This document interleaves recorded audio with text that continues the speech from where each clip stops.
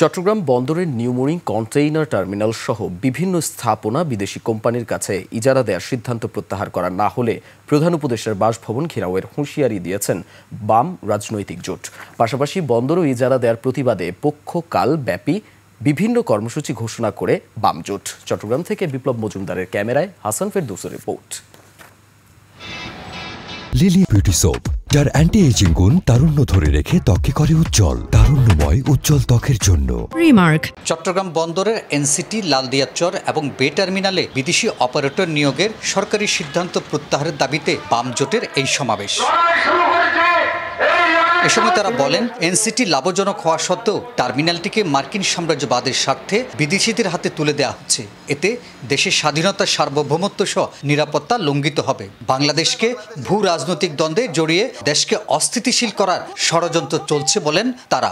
একটা শক্তিশালী জোন হিসাবে তৈরি করার জন্য তার যে পরিকল্পনা, ইউনূস সাহেব সেই পরিকল্পনা বাস্তবায়নের দায়িত্ব নিয়েছেন। বঙ্গোপসাগরের উপর মার্কিন সাম্রাজ্যবাদ কর্তৃত্ব প্রতিষ্ঠিত করার যে ষড়যন্ত্র করছে, তারা যদি এখানে এটা নিয়ে যায়, তারা ডলারের মাধ্যমে ইনকাম করবে, চট্টগ্রাম বন্দরকে 10% দিবে, 90% তারা বিদেশে পাচার করবে।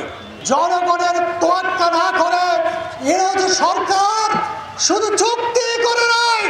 নেতৃবৃন্দ অভিযোগ করেন, বর্তমান সরকার গণ অভ্যুত্থানের মাধ্যমে গঠিত হলেও এই সরকার গণতান্ত্রিক ধারায় ক্ষমতা হস্তান্তর প্রক্রিয়া দীর্ঘায়িত করছে। তারা মার্কিন সাম্রাজ্যবাদের এজেন্ডা বাস্তবায়ন করছে।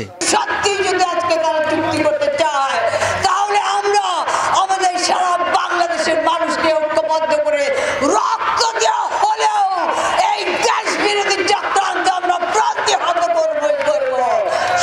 একদিকে এই ডিপি ওয়ার্ল্ডের এই যে নিউ মরিন কন্টেইনার টার্মিনাল দেওয়া, আর স্টারলিংকে অলরেডি দিয়ে দিয়েছে, আর ওই আরকানে করিডোর।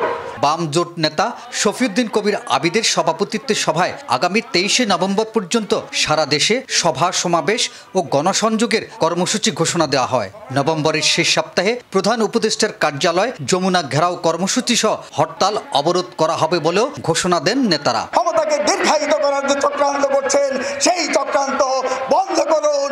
এনসিটি টার্মিনালটিতে আছে অত্যাধুনিক সুযোগ সুবিধা সম্মিলিত 5টি জেটি। এখানে বন্দরের মোট কন্টেইনারের 44% হ্যান্ডেলিং করা হয়। অর্থ বছরের প্রথম 3 মাসে এনসিটিতে মোট জাহাজ হ্যান্ডেলিং হয়েছে 178টি। গত বছরের একই সময়ের চেয়ে প্রায় 26টি বেশি। হাসান ফেরদৌস, 21শে টেলিভিশন, চট্টগ্রাম।